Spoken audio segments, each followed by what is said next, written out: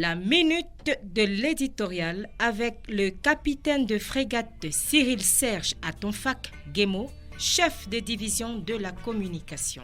La semaine du lundi 24 à ce jour, samedi 29 février 2020, aura été particulièrement mouvementée avec de pitoyables allégeances de certains compatriotes à des autorités étrangères.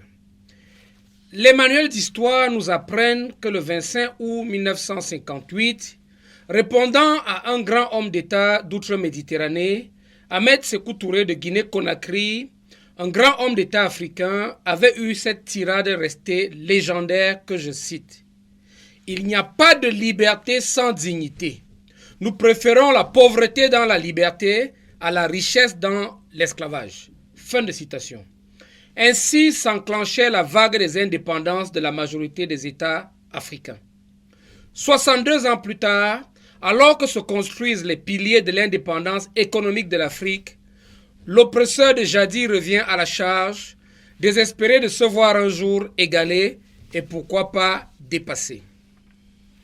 La peur de la rivalité le pousse à toutes les extrémités, à toutes les compromissions, avec malheureusement la complicité active d'Africains à l'intelligence superficielle, incapables d'indignation, des paresseux rêvasseurs alléchés par la perspective trompeuse d'un hédonisme quémandé, dont assurément avilissant.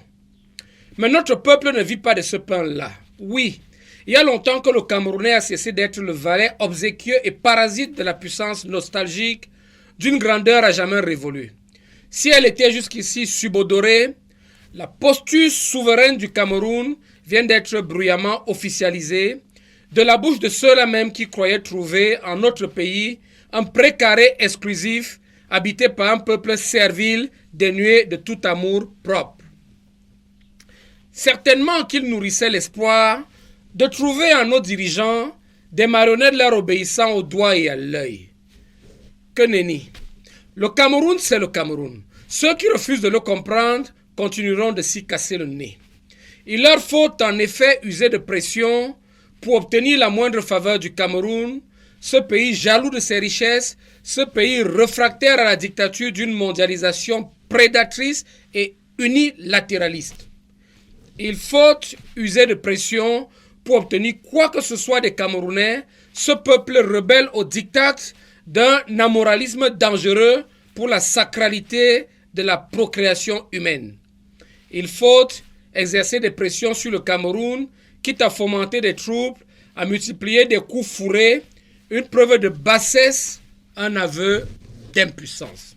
Couchés dans leur sépulture, auréolés de notre souvenir éternellement reconnaissant, Haïlé Sélassié, Amilcar Cabral, Nelson Mandela, Kwame Nkrumah, Ahmed Ben Bella, Agostinho Neto, Amadou Ahidjo, Obafemi Awolowo, Ruben Ouniobe, Douala Mangabel, Martin-Paul Samba, Félix Moumié, Ndetou Maza et bien d'autres Africains canistes de glorieuse mémoire peuvent dormir tranquilles.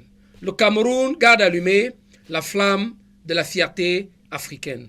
Nous observons que dans cette guerre sans fin imposée à notre pays, le camp d'en face est passé maître dans l'art du travestissement de la vérité.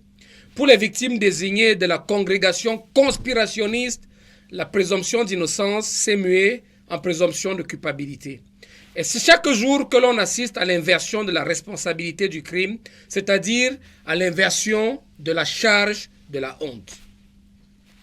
À travers les médias classiques et sociaux dominants, dont ils ont donc la propriété, à travers l'instrumentalisation d'émigrés clandestins en désespérance d'assimilation, à travers la théâtralisation et le commerce de la détresse humaine, c'est l'intelligence collective qui est accaparée, embrigadée, formatée, insidieusement empoisonnée.